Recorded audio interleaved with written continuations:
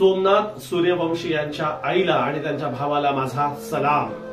त्याचं कारण असं आहे की महाराष्ट्र सरकारने देवेंद्र फडणवीसने सोमनाथ सूर्यवंशी यांच्या आईला आणि कुटुंबाला 10 लाख रुपयाची नुकतीच रक्कम जाहीर केली।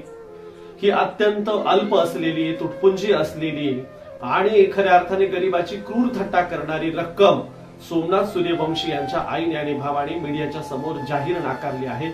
त्याबद्दल मी त्यांचं अभिनंदन व्यक्त करतो आणि त्यांच्या या स्वाभिमानी वृत्तीला माझा सलाम करतो। त्याचं कारण असं आहे की आज 10 लाख रुपयामध्ये काहीही होत नाही। एक कुटुंब उभं राहू शकत नाही, छोटा मोठा उद्योगही टाकू शकत नाही। कोरडवाहूची घ्यायची म्हटली तर एकरभर जमीन सुद्धा त्या 10 लाख रुपयात येणार नाही। अशा ज्या स्त्रीने स्वतःचा मुलगा, वकील होणारा मुलगा गमावला, ज्या स्त्रीला जिच्या कुटुंबाचा हा आधार असणारा, मोठा असणारा मुलगा गमवावा लागला, त्या कुटुंबाला 10 लाख रुपये देणे म्हणजे खऱ्या अर्थाने त्यांची क्रूर थट्टा आहे, त्यांचा अपमान आहे। अशा स्वाभिमानी स्त्रीने मीडियाच्या समोर ही रक्कम नाकारल्याबद्दल खरंच त्यांचं कौतुक करावं तेवढं कमी आहे। कांशीरामजी म्हणायचे, स्वाभिमानी लोग ही संघर्ष की परिभाषा समजते हैं, जिनका स्वाभिमान मरा होता है वो गुलाम होते हैं, और गुलाम लोग मिशन को चलाते नहीं, गुलाम लोग मिशन को मारते हैं और जिंदा लोग ही मिशन को आगे बढ़ाते हैं। खऱ्या अर्थाने सोमनाथ सूर्यवंशी यांच्या आई फुले शाहू आंबेडकरवादी आहेत, त्या स्वाभिमानी वृत्तीच्या आहेत, त्या स्वाभिमानी बाण्याच्या आहेत। परभणीमध्ये जो हिंसाचार झाला, डॉक्टर बाबासाहेब आंबेडकरांच्या पुतळ्याची आणि समोर असलेल्या संविधानाची जी विटंबना करण्यात आली, त्या प्रकारामध्ये सखोल चौकशी न करता त्याच्या पाठीमागे कोण आहेत किंवा इथे काय घडवलं जात होतं याच्याकडे लक्ष न घालता उलट शाळा कॉलेजात जाणाऱ्या मुलांना उचलून त्यांची उचलबांगडी करून, त्यांची हॅरॅसमेंट करून, त्यांची दमन करून, त्यांना प्रचंड मारहाण जेलमध्ये घालण्याचं काम इथल्या दडपशाहीने पोलीस प्रशासनाने केलं होतं। खऱ्या अर्थाने ही पोलीस प्रशासनाची चौकशी व्हायला होती आणि न्यायालयीन कोठडीच्या दरम्यान लॉचा अत्यंत हुशार असलेला, ब्रिलियंट असलेला ऍडव्होकेट सोमनाथ सूर्यवंशीला आपले प्राण गमवावे लागले। त्याच्याबद्दलही उलटसुलट चुकीची माहिती देऊन आणि त्याचे चुकीच्या रिपोर्टचं सुद्धा चुकीचा अन्वयार्थ लावून तो प्रकरण दडपून टाकायचं काम महाराष्ट्र सरकार करत आहे। आणि हे सगळं झाल्याच्या नंतर छाटूर मॅटूर कृती म्हणून एखादा पोलीसवाला सस्पेंड करून किंवा 6 महिन्याच्या सक्तीच्या रजेवर घरी बसवून ते होणार नाही आणि म्हणून याची पुन्हा न्यायालयीन चौकशी झाली पाहिजे।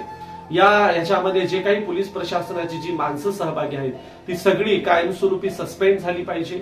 अशा प्रकारच्या भूमिकांना घेऊन सोमनाथ सूर्यवंशी आणि समस्त आंबेडकरवादी चळवळ रस्त्यावर उतरलेली आहे। ही आंदोलन चालूच राहणार आहे आणि म्हणून परभणीमध्ये बाळांतीन असलेल्या नवजात शिशूला जन्म दिलेल्या 2-3 दिवस झालेल्या स्त्रीला देखील घरात जाऊन त्यांना बाथरूम मधून बाहेर काढून मारण्याचं काम पातक इथल्या पोलीस प्रशासनाने केलेलं आहे।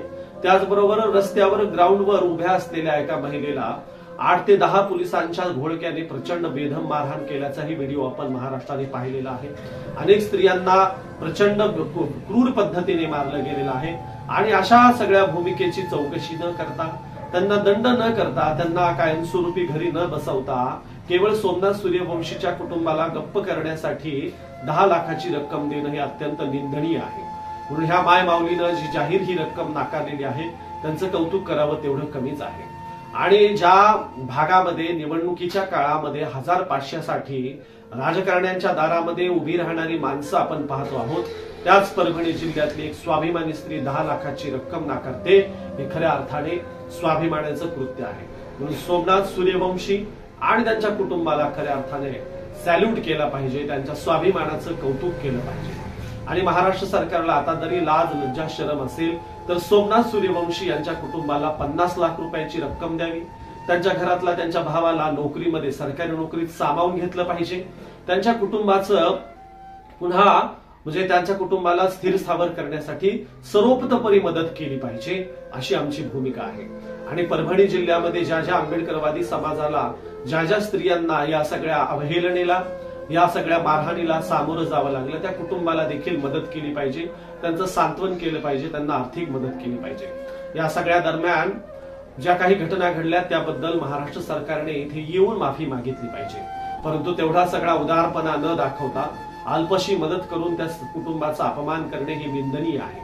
आणि म्हणून हा लढा चालू राहील। ह्या भूमिका पुन्हा जनतेत घेऊन, संविधानाचा विचार घेऊन आम्ही जनतेत जाऊ आणि सोमनाथ सूर्यवंशीला न्याय देण्यासाठी आयुष्याच्या शेवटच्या श्वासापर्यंत आम्ही लढाई लढू। जय भीम, जय भारत.